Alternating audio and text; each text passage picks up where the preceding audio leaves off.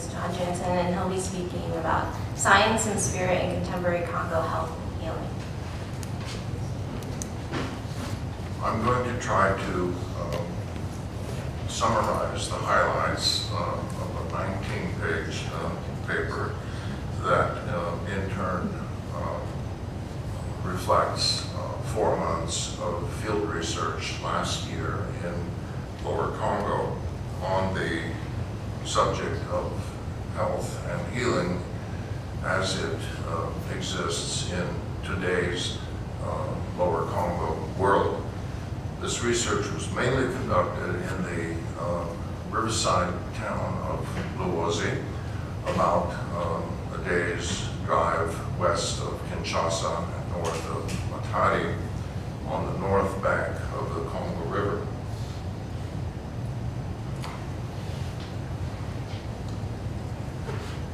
Now,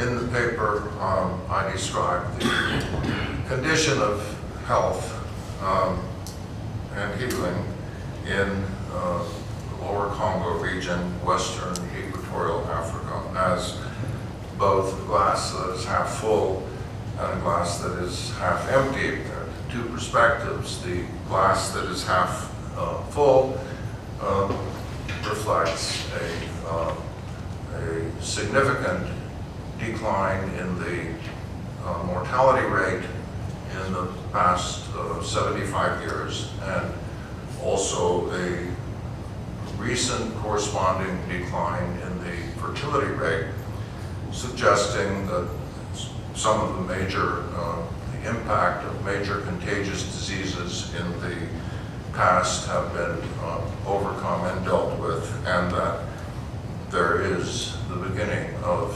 fertility control in the form of family planning. The population, overall population, as a result of this improvement in health, has increased and in fact has tripled since independence. So there's a very dynamic post-colonial health situation. The glass that is half empty aspect of this picture is that most of the major diseases are still around, although sleeping sickness has been dealt with, which is a major factor in the population decline during the Congo Free State. The presence of malaria is still a very serious challenge. Most of the fishermen on the river are infected with bilharzia or schistosomiasis, and other issues such as seasonal flu and upper respiratory diseases are still around, still cause problems. There is a resurgence of tuberculosis, although it is not drug-resistant tuberculosis. So the challenges are still very, very evident, but a great deal of progress has been made. My account of this picture of health and healing in today's setting is illustrated by a number of individuals that I met and with whom I discussed these matters. And I will introduce you to these individuals as we go along, and I will basically be commenting on the illustrations. One of the heroes in the medical story in Congo and Lower Congo is the effort to deal with HIV/AIDS as it emerged in Kinshasa. One of the heroes is Joseph Kapita Bila, who is a Anyanga trained and raised physician who was the first to identify the African presence of AIDS in the Mama Yemo hospital in Kinshasa, where he was a cardiologist. Kapita Bila maintains a clinic in his home village west of Luozi and visits it regularly and keeps it staffed with personnel and medicines. He has written his own history of AIDS in Africa.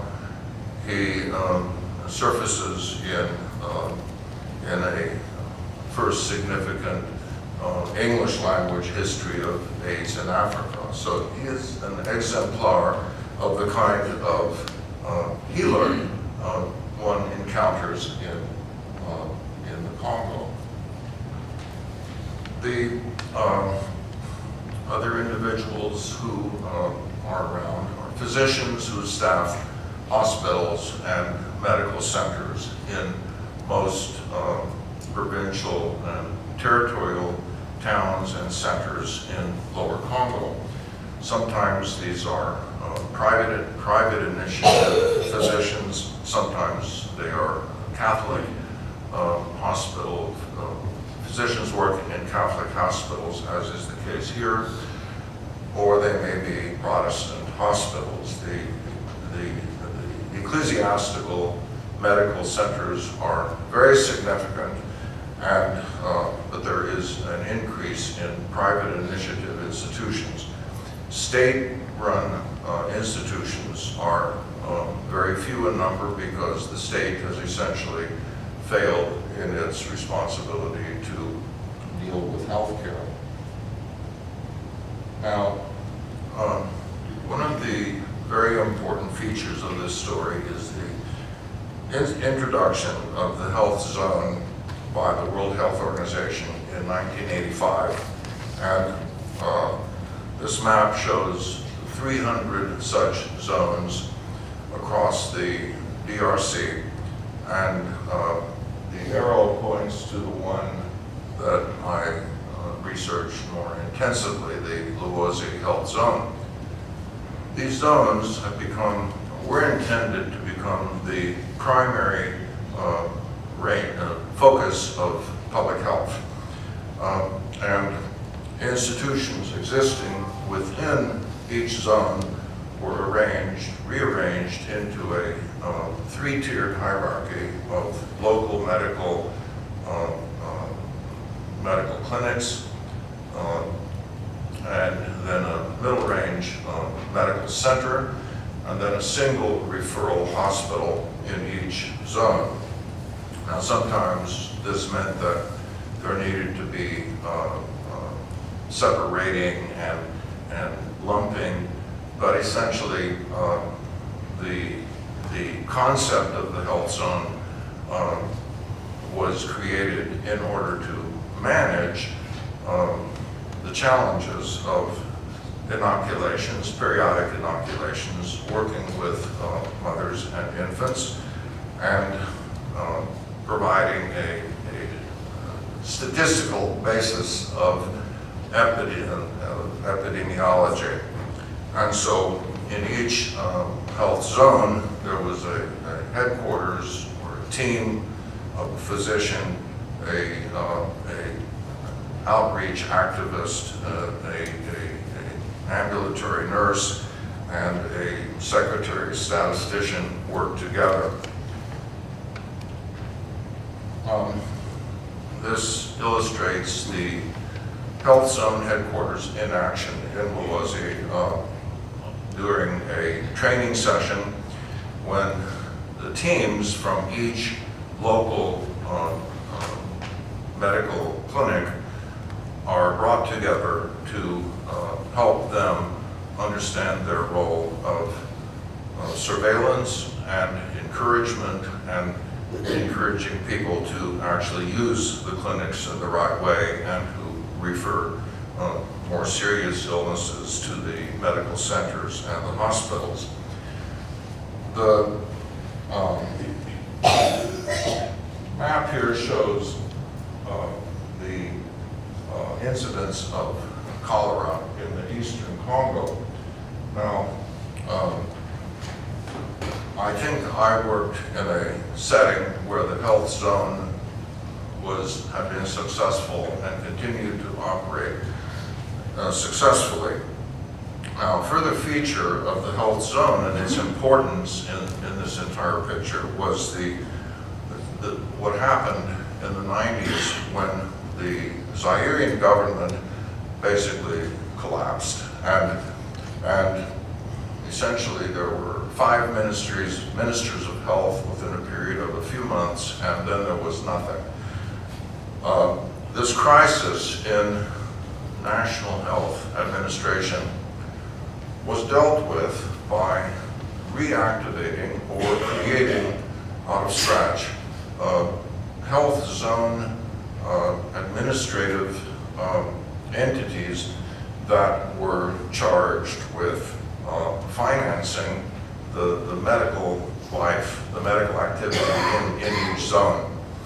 So in the region of the Manianga, 2 of the health zones were being run, administered by a Protestant agency, staff headed by a medical doctor, and 1 was managed by a Catholic agency. And this was pretty much the pattern across the country. So essentially, when the Zairian state collapsed and reneged its responsibilities in this whole area, the churches took over and stepped into the power void and resurrected the medical administrative entities of earlier.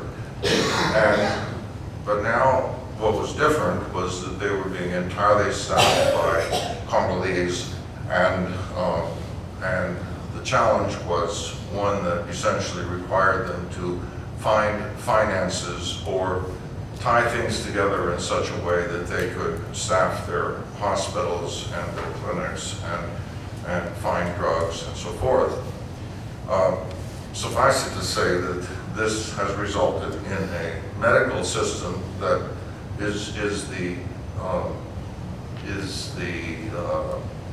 counterpart to the neoliberal economy of the state. In other words, medical services are fee-for-service. People pay for absolutely everything except polio vaccinations, some AIDS medication, and a few other emergency kind of medications that are provided by the World Health Organization. But essentially, it's fee-for-service, and so the client, the constituent population, has to come up with its own funding.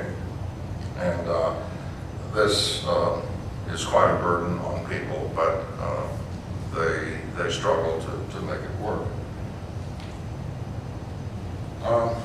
Now, you may ask what has happened to the medicine of the Banganga. And in brief, many of the Nganga of old, whom I knew or whom I heard of in the 60s and later, have passed on, and very few have left apprentices. So essentially, most of the Banganga traditions, the Nganga traditions, have died out. And however, a few have survived, and this particular example shows you the passage of time and some of the key Minkisi that used to be practiced in this particular tradition. So the short guy on the left over here, working with the patient, is an old-time Nganga. He initiated 2 Ngombo divination, Nkisi, Nkondi, the conflict resolution, vengeance, Nkisi, and Nkodi, which is a kind of purification, cupping horn operation. These were abandoned in the course of the 20s and the 30s because they were being criticized by the missions and the administration. He maintained the lunga, which is the orthopedic practice. The orthopedic practice continues. He had an apprentice in the 60s, and his apprentice of then, I was told, has another apprentice, and so this practice continues as a part of that grand old tradition. Now, Lemba had disappeared long ago, and this I put in because it shows Fukiao interviewing a Nganga Lemba that provided Fukiao with his and our information, part of the information that was assembled earlier. Now, popular knowledge of medicines is very widespread. Everybody knows many treatments and preventive uses of plants. But I want to demonstrate or tell you about another individual who reflects a current in the development of knowledge and the uses of medicinal plants. Otangu Mpesa is a diplom carrying pharmacist. His degree from the University of Montreal, and he launched an entrepreneurial venture that after 25, 30 years sells 1 million examples of these little boxes of pills every year in the mostly urban lower Kongo region. One of these is a prophylaxis, and another one is a cure. Now, Otangu is one of the important figures because he's also he was a parliamentarian at an earlier time, and he is also the new rector of the Kongo University, Université de Congo in Banzungungu, on whose board he sat before he became rector, I suspect to resolve certain emergencies of a financial nature. But nevertheless, his work in the Pharmaceutical Research Center of Luozi and Kinshasa involves a fairly sophisticated knowledge of botany, of pharmacology, of biochemistry, and of genetics. And as you know, those of you who have worked in Central Africa, the challenge of malaria medication is to deal with both the malaria spirochete and the mosquito that like to evolve and adapt and develop resistance to the medication. So in the course of time, there have been several generations of medications that each of which had to be replaced because the malaria spirochete and the mosquito developed resistance to the particular drug. Now, Otangu has thought about this very carefully and has attended congresses and 1 minute, okay. Anyway, his knowledge of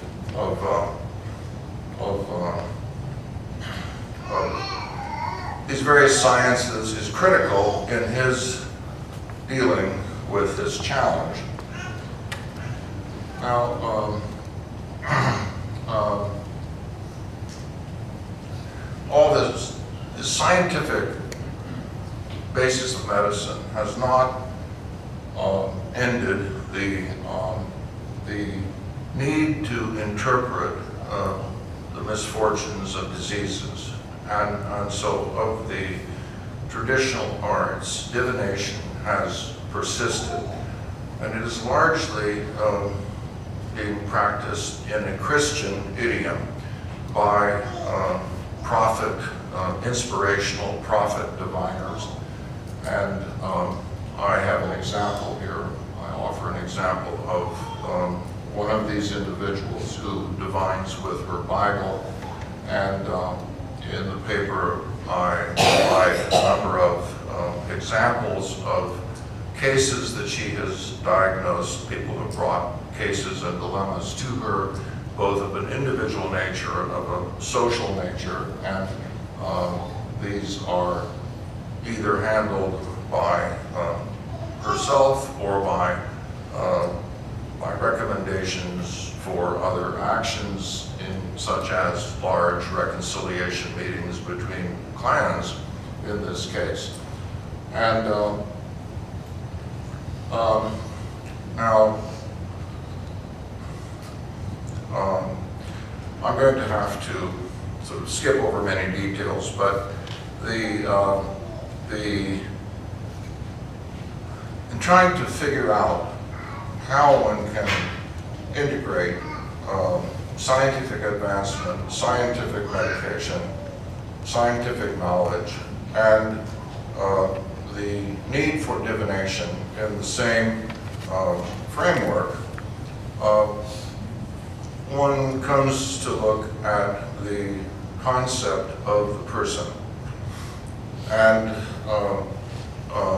I'm not the only person or the first one to come to the conclusion that the personhood of the Kongo context, Western Equatorial African context, is a little different from the personhood of the post-Enlightenment Western autonomous individual of, let's say, psychology today. And this person, this personhood, is socially articulated in a way that provides both the need to deal with relationships and the opportunity to cultivate and protect those relationships, or to stabilize them. So the notion, the ritual, or the need for protection of the person is one of the critical aspects of contemporary healing. And this is one of the rituals that is practiced in this connection. And we have here the most vivid illustration of the ritual of healing and protecting in one of the prophet churches. And this is accompanied by counseling and by various other features. Now, the same issues are addressed by psychotherapists and by other kinds of specialists, pastoral counselors. This trauma psychologist in Brazzaville has been working with victims of rape in the recent wars in Congo, Brazzaville, and she has written a book, and her approach to post-traumatic stress is dealt with in a form that is very similar to what I call kinship therapy in the Quest for Therapy years ago. And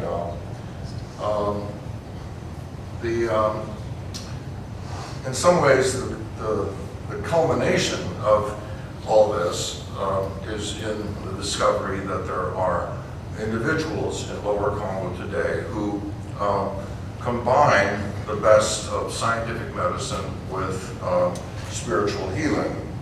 And this is an introduction to an individual who is in the print shirt in the center, beside his interns in the pediatric ward of the referral hospital in Bona.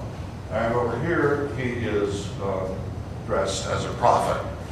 So one and the same individual combines medical science and spiritual healing.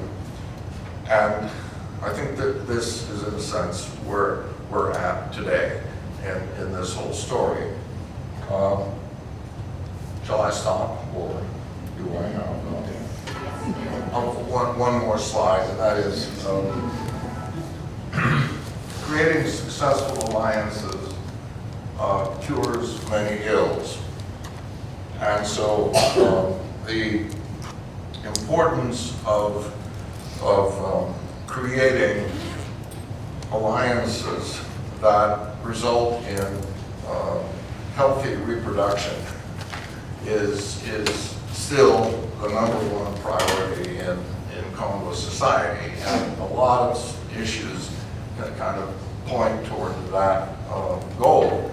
And this illustrates that. I will skip my conclusions, and perhaps there are other questions that will. Okay.